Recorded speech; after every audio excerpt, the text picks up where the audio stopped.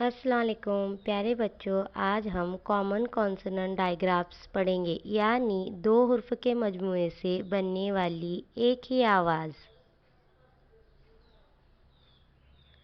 च च C H च, घ घ जी यच घ, श श यस यच श,